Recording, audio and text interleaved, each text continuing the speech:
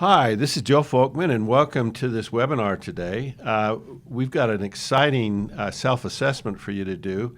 You can decide or you can figure out whether you're a peacemaker or more of a provocateur. And the self-assessment only takes about 10 minutes, 8 to 10 minutes to do.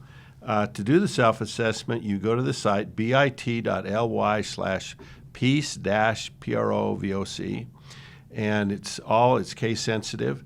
It only takes a few minutes to do that self-assessment. Now, when you finish all the questions, you'll see your results. They automatically come up. Now, if you put in your email address, when you hit the submit button, it will send a copy of those results to your email.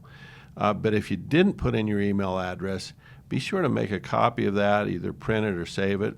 And because that's the only copy you'll see. So we're going to refer to that several times in the webinar. So let's get started. I know a lot of you have done the self-assessment, and we send out a link before. We're going to talk about peacemakers versus provocateurs. And this is just something we thought was fun. It was exciting, but it's also very meaningful. There are very different approaches. When we analyzed a fair amount of data, we found that people fell into these two categories. And what was surprising to us, that about an equal number of people fell into both those categories. There's a tendency to like one of those more than the other. We've got a surprise. This is like your Cracker Jacks box. There's a surprise in every box. Well, there's a surprise in every webcast here. So we're going to share that surprise with you as we go through the data here. Let me talk about this self-assessment once again. If you haven't done it or haven't started it, go to this site, bring up a browser, put in bit/ly, and then peace-provoc. And it only takes about 8 to 10 minutes. It's easy to do. And then if you put in your email address, it sends a copy to your email. If you didn't, be sure to print it or look at that copy or make a copy of that before you close that, because as soon as you hit submit, that report disappears. So let's go on and talk a little bit about this webinar and the objectives of this. Several years ago, I was meeting with a group of clients in Atlanta, and we asked the question, what do your senior leaders want? What do your junior leaders want? What do all your leaders want? And the consensus was we would like to have a really powerful learning experience. We'd like everybody to have some development that they do every year, and we think that's a best practice, that everybody every year has some development that they're working on, and we'd like to be able to do this in a very short amount of time. And for us, a learning experience isn't a lecture. A learning experience is some kind of event where you get some assessment data that gives you some insights into yourself, along with some actionable kind of a goal at the end of that, where you're taking that insights and some research and some insights that we provide for you, but you're actually walking away with a development plan. And we call that a micro-learning experience, and we've spent a lot of trying to put these together, and this is another one of those micro-learning experiences. This is backed up with Zinger-Folkman research. You'll be able to analyze your individual results from the self-assessment, and again, at the bottom of the screen there, you'll see that link, bit.ly/peace-provoc. Go to that site. It only takes 8 to 10 minutes to do the self-assessment, and you'll see the results automatically pop up on the screen. We want to share the insights with you from our research of what individual can do to be a more effective leader. And again, there's a surprise here about these two different approaches. We're also going to provide you some tools and some guidance. We've got a little development guide to help you in your personal improvement on this. So let's jump in to talk about, are you a peacemaker or are you more of a provocateur? Now, one of the things about these two different approaches is they're very different, but they're both very powerful. Peacemakers are great. They really make a difference. They're those people that really pull you in and make you feel wanted and make you feel loved. And then the provocateurs, push you a bit. They challenge you. They get you to move. And if you think about those two different approaches, this slide might give you a sense about what we're getting at. So peacemakers are motivated to resolve conflict, encourage cooperation. They're highly concerned about others. They stay in touch with others' issues and concerns, go out of their way to include and involve and pull people in. And that's the peacemaker. And they are very helpful in organizations. And I think organizations couldn't exist if you didn't have any peacemakers. Provocateurs, they challenge others to do everything possible to achieve goals. They become champions for new projects and programs. They market, persuade, encourage others to have the courage to make changes, and they encourage others to try new approaches, to do things differently. Once again, if you haven't gone on and done the self-assessment, the link is right below, bit.ly/peace, P-R-O-V-O-C. Get on. It only takes 8 minutes to do it, but that will give you your self-assessment results. I'm not going to say this again. I've worn that one out, haven't I? So we're on to the webinar. Well, if you've done the self-assessment and you have your results, what I'd like you to do is to pull up that email and look at those results. Basically, you get a score for Peacemaker, okay? Now, the scores range from 0 to 10, and so the higher the score, the stronger that preference for that particular approach. And so if you've got a 10 on Peacemaker and a 0 on Provocateur, you are a really strong Peacemaker, or the reverse. And so you can kind of see your preference. Now, this is a preference, and a preference really measures your desire, your passion, your interest in this. And the next set of questions will measure your effectiveness on those things, but this measures your preference, and we have found there's a correlation between your preference and your effectiveness. Those things that we like to do, those things that we prefer, we tend to be better at. And so this gives you a sense about, well, what do I like?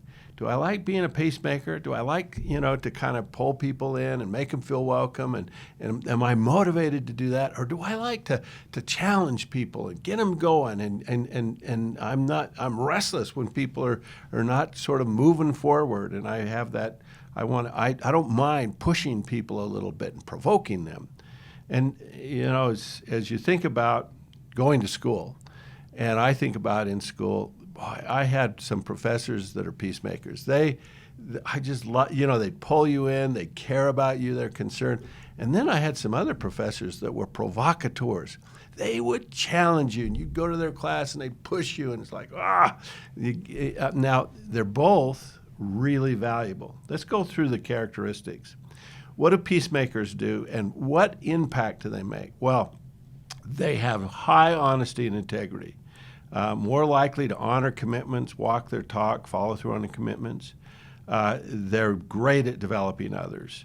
And, one of the things in life, if you just go to work and work hard and have a job, that's a job. But if you learn new things, that's a career.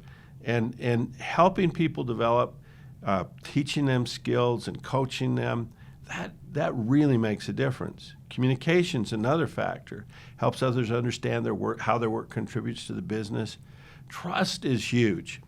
And peacemakers, they are great at building trust, and they're trusted by all members of the work group, and they trusted to use good judgment. That's a big issue.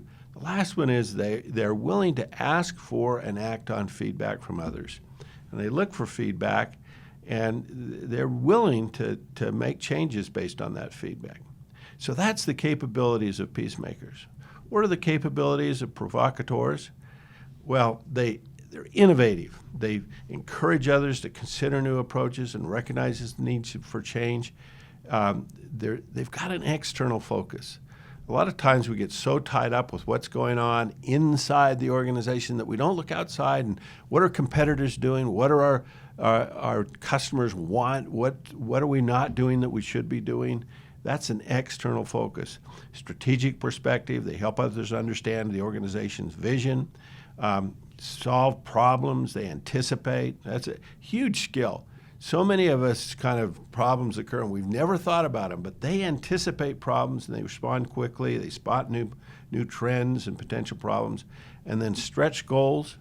This is a really very great skill that really moves people forward. It encourages and creates a lot of engagement when people achieve stretch goals. They're more engaged, and they're good at setting stretch goals. And the last thing is taking initiative. And so what I want to do is I want to give you a little bit of our analysis here and our data and answer a few questions.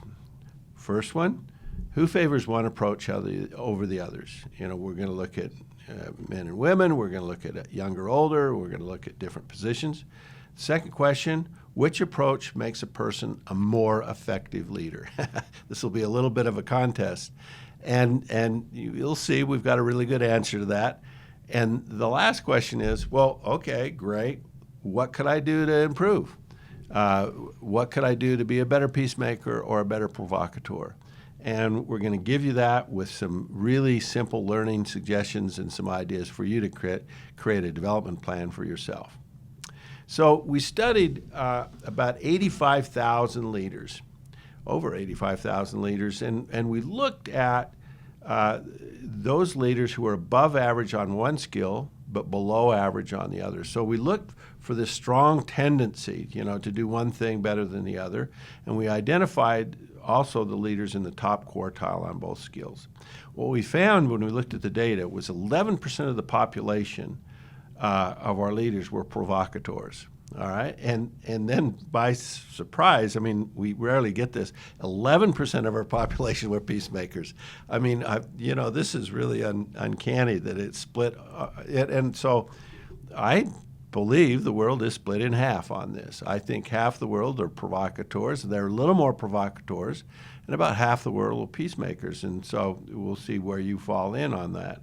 21% of the population were above average on both skills. So they did both well, and about 17% of the population were in the top quartile on both skills. So let's look at some differences here. Men versus women. What do you think? Are women going to be more likely to be peacemakers or men? And provocateurs, will men be more like, how does that go? And we've asked a group of people, and here's their assumptions. Their assumptions that we asked this group of people, we did this in our summit. We asked people who did they think they thought that their assumption was women would be more likely to be peacemakers and men would be more likely to be provocateurs. And this really, is because there's this bias that we have that women are more nurturing and men are more driven, and that's a bit of a bias. And let me show you the results here. There is almost no difference. There's a 1-point difference between females, but it's not significant. And so what you see here is, in essence, they're both the same. There's no difference between men and women on peacemaker or provocateur. So let's try the next group. Top managers. Are top managers more likely to be peacemakers or provocateurs? And supervisors, which way will this go? And here's the assumptions from our group. They thought top managers are going to be provocateurs, supervisors were going to be peacemakers, and here's the data. So, they were right. You could see 71% of top managers are provocateurs, 29% are peacemakers. So, there's still, in every group, you see, both skills are there. But again, on supervisors, 64%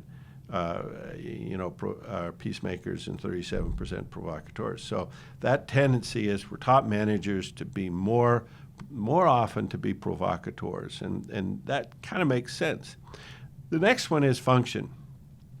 All right, sales and marketing. Peacemaker, provocateur. Legal, HR. Legal? Well, here's the assumption again, that our HR legal folks would be peacemakers and our sales and marketing provocateurs. And oh, wow, that turned out to be the case. you can see here a whole bunch of different functions: administrative, clerical. You can see how they're peacemakers. Legal, HR. You can see, HR 64% a peacemaker and 36% provocateurs. But then on the sales and marketing, you see the reverse, and the functions, there's a fairly strong tendency for functions to push in one direction and the other. Age. So let's look at age. Are older people more likely to be peacemakers or provocateur? Younger people more likely to be one or the other? The assumptions are that the younger people are going to be provocateurs, the older people are going to be peacemakers, and the data, 61 and above, more peacemakers, and the 25 to 35, more provocateurs. Not huge differences there. Who's more confident? Are peacemakers more confident or provocateurs? The assumptions would be that peacemakers are less confident, provocateurs are more confident. And in fact, when we collected the data, and this is it's about 10,000 assessments there, we found a statistically significant difference between the confidence level of peacemakers versus provocateurs. Provocateurs being at the 69th percentile on confidence. Well, the observations from that is a person's approach is influenced by their position, their function, their age, and their confidence. That again, depending on where you are and what you do, there's a tendency to be one side or the other side of that equation. But the other thing you need to look at in all of that is not every person is influenced by those demographic differences, by gender or by age or by position. And the question is would one approach help some people in a specific function or age group or whatever be more effective? And so, for instance, are HR and training leaders who are peacemakers, does that help them to be better at that? And you can see there's kind of a correlation there between a lot of the things that they do and their ability to have strong interpersonal skills and kind of pull people in and be supportive. Well, the next question we ask is, all right, which approach makes a person more effective? And we've got a pretty good answer to that, and the answer is it depends. Okay? And so now what we're looking at here, the bars are going to represent the overall leadership effectiveness. And at first, if we look at the managers, and if we look at how a manager would rate a peacemaker or a provocateur, who's going to be more highly rated, what you see is that the managers rate the provocateurs at the 56th percentile, the peacemakers at the 48th. Peers, kind of similar, not as strong. They rate the provocateurs at the 52nd percentile, the peacemakers at the 49th. What do you think direct reports are going to do? They're going to follow that same trend? No way. The direct reports, they go with peacemaker. And you can see that difference there, that what your boss kind of wants is you to push the boundaries, to take risks, to be more innovative. Your peers like that too, but your direct reports, they want you to, to kind of reduce the conflict, to pull people in, to make you feel good. When I was raising my kids, I had this fascinating thing that I'd go wake them up in the morning and I'd want them to feel good about themselves. So good morning, sweetheart. Good morning, buddy. And you're great. And I'd make them to feel good. But right before we had to go to school, I'd be standing at the door, get in the car, we got to go. So, we're doing those, we kind of want people to feel good, but we also got to get things done. And that's those two styles, that's two approaches, and we do them both. So the next question is, all right, which style is most effective at influencing overall leadership effectiveness? So if we just look at the overall effectiveness of peacemakers, we find that their effectiveness comes in at the 49th percentile. Now, what about provocateurs? 50th percentile. Literally, they're almost exactly the same. There's very little difference. So there's really no advantage to being one or the other in terms of overall leadership effectiveness. But if we look and we take the group and we said, well, wonder if you were above average on both skills, what would that do to your overall leadership effectiveness? Because if you were above average on one or the other, what would that effect would that have? And this really surprised us when we found this out. What happened is that when you were good at both, and now good here is just above average. If you're above average on both skills, your overall leadership effectiveness score went to the 79th percentile. So if you did one well, you're at the 49th. You did the other well, you're at the 50th. Not a big difference. If you do both well, you get into almost the top 20%, the 79th percentile. And that is a huge jump, And if you're in the top quartile on both, your effectiveness, you're one of the what we call the extraordinary leaders. You're at the 91st percentile. Now, as you think about that, what we believe is that people have a preference on one or the other, and that preference causes them to be kind of better at one. But the real advantage here would be to be above average, to be just pretty good at both, and that gets you into that 79th percentile.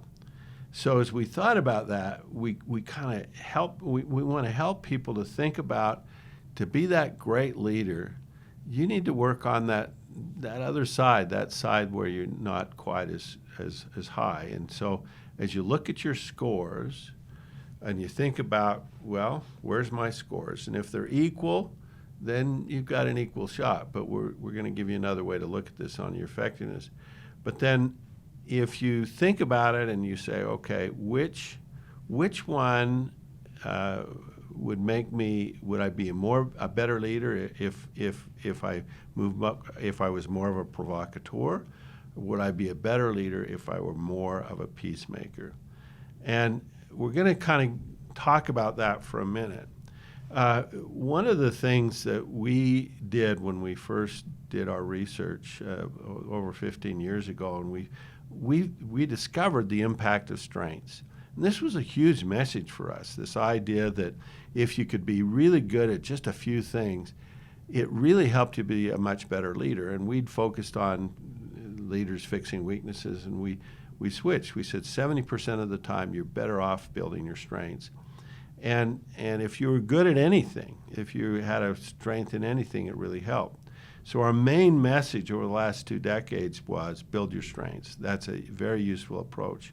And we know that this can be useful and incredibly helpful. But looking at the data from these 2 broad approaches, it taught us something that we also found in our original research, something we called powerful combinations.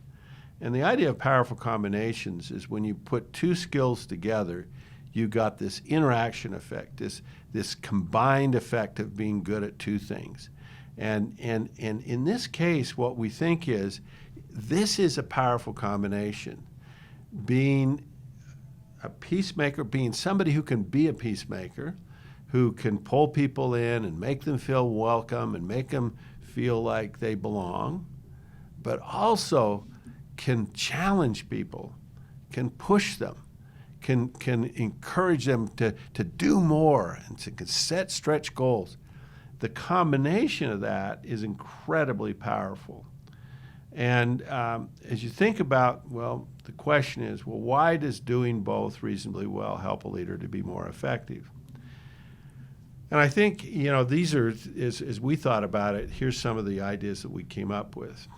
And situations sometimes are built where one of those approaches is going to be much better than the other.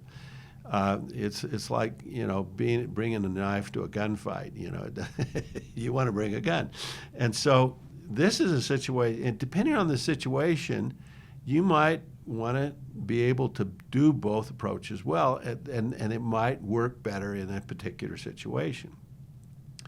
The other thing that why they're both useful is they're powerful motivators. That peacemaker approach, when people show that concern and they care, people will do more just because your boss cares and there's a relationship there.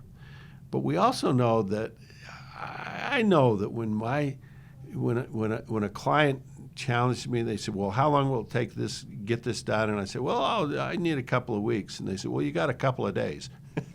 Well, that challenges me, and I know that works. I know that when people push you a little bit, most of us we resist working too hard or doing things that are difficult, and that's why those provocateurs are useful, and that's why that approach works. The third thing is sometimes people will take advantage of peacemakers. Well, that never happens. Yes, it does. It does happen. And so as you think about the downside of a peacemaker is people go, "Oh, you don't really need to, you can just goof off." And on the other hand, sometimes people feel manipulated by provocateurs. When you use one side of that equation and not the other, people sort of get a little jaded. So that's our rationale for why both are powerful. So what's the criteria? What I want you to think about now is you've got the assessment, you've got your data, you know where your preference is. So what do you do to improve? Well, the lowest score on your preference, there's a high correlation between your preference and your effectiveness. So typically that might be where you want to work. The second question you ought to ask yourself is, given my job and my situation right now and what's going on in the company, which approach, being a provocateur or being a peacemaker, which approach would help me to be more successful in my current job, which would have the greatest impact? And so as you think about that, choose one of those approaches. And what we found is as people started to think about that, they could choose an approach, and you can choose one. Make a decision about which one of those to choose. Now, if you chose provocateur, what we found is there's 5 ways for you to improve, and there's 5 kind of options. There's 5 what we call companion behaviors. And what we found is that these companion behaviors really help you to improve that ability. And so we analyzed 87,000 leaders and identified these 5 key things. And here's the 5. Number 1 was setting stretch goals. Now, that's not hard to do, but people resist it. But what we found is when you set a stretch goal and others embrace it, that when people challenge themselves, it actually increases their motivation. Now you think, oh, people don't want to work hard. Well, actually, they want to prove to themselves that they can make a difference. They want to prove to themselves that they can be better. And so setting stretch goals helps them to see that. We know that every organization is faced with changes. And we need to get through these changes quickly. We need to make a difference on those changes, and becoming a champion of change, becoming an advocate for change is a good way to be more of a provocateur. Another way is strategic perspective. So often we get so caught up in the work that we forget about why we're doing it, where we're headed, where's the direction, what's the purpose of this thing, and what's the value that we're creating for the company and for the organization and for our customers. Helping people understand that where we're going and why is very powerful. The next thing is focusing on priorities. When everything's a priority, nothing is a priority. And the provocateurs will say, let's quit doing dumb stuff, let's start doing this stuff, let's focus our effort and energy here, and that really makes a difference. And the last one is taking initiative. When you sit down and make a to-do list, there's stuff that goes on the list that never gets done.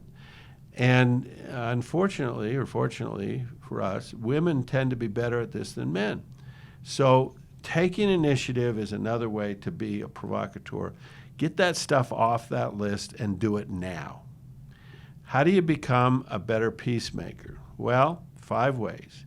Number 1, build trust. We have a lovely webinar on the whole idea of building trust. There's 3 ways to do it. The most powerful way is to build positive relationships. Second is consistency. And third is expertise. That helps you to build trust. Inspire motivates others. We're good at pushing. We're not so good at pulling, getting people excited and passionate about what they're doing. Developing others is a great way to be a peacemaker. People want to develop. Communicating powerfully is the next way. And the last thing is asking for feedback. If you ask for feedback, you're more likely to do something about it. And what we've got for you is these companion behaviors. They really help you. And on your self-assessment, you were asked about each of these 10 behaviors, and you were given a rating. And the rating was 5 was outstanding strength, 4 strength, 3 competent, 2 needs some improvement, 1 needs improvement. So what this gives you is a good indicator of your skill level. It's a self-assessment, so others might give you different numbers. But as you look through the last part of your feedback, it shows you your scores on these 5 areas. And again, it gives you the companion behavior in the parentheses there. And so using that, you can look through that, find the place where your skills are lower, where you can improve, and then build some. That's a good way to identify a companion behavior that can make you more effective at being a peacemaker or a provocateur. The last thing on your feedback report is we give you an overall score, the overall average self-rating score. And you can see here in this example, this overall average score was 4.0. And if you look at the ratings from 100,000 others, that 4.0 is in the top quartile. And so if you got a score like that, the conclusion that you might make is, boy, I tend to be a high rater. I might be overrating myself, or I might be underrating myself. So it gives you a sense of whether you tended to be an over-rater, high rater, or low rater relative to 100,000 other leaders in our database. And so that can give you a sense about whether your ratings were a little bit too generous or whether they were on average about the same as others. Now, what we have for you is a development guide.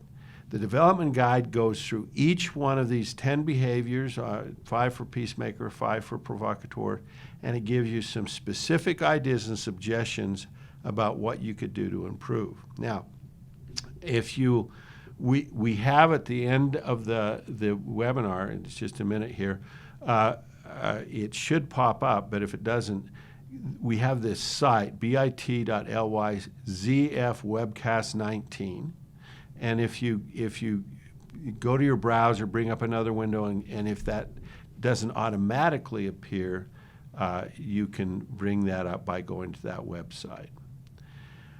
The idea around this whole webcast here was, can you identify one of those competencies you'd like to improve, create a plan, and work on it? And this will be a gift to everybody this year. All right, one last quote here. To be a peacemaker or provocateur, the Dalai Lama: the planet does not need more successful planet. The planet desperately needs more peacemakers, healers, restorers, storytellers, and lovers of all kinds. And then this lovely author, a man from Turkey, Murat İdan, he said, be a provocateur. Provoke people to think, provoke sleepers to awake, provoke slaves to revolt against their masters, provoke everyone to gain control over their fates unchecked, provoke the lonely to participate in the crowds, provoke the crowds to visit the loneliness. Be a provocateur. Provoke people to cross the bridges so that they can see the other side. That is such a provocative quote. And just to balance things out, and this is things that I found about all people that are peacemakers or provocateurs. The Dalai Lama, I found a quote from him that sounds more like a provocateur than a peacemaker. And I found that a lot of the people, we're working both sides of this equation. That's exactly what we want you to do. So good luck. Thank you so much for coming to this webinar today. If you enjoyed it, feel free to, at your holiday party, have all your relatives do this self-survey. It'll be really fun to see if they're a provocateur. You already know if they're a provocateur or a peacemaker, but it would give them the data. Again, the survey should be popping up really soon. If it doesn't, the site is bit.ly, ZF Webcast 19. Thank you so much for attending. We'd love your questions, your observations, and have a very merry holiday, and thanks so much, and thanks. Have a good day. Bye.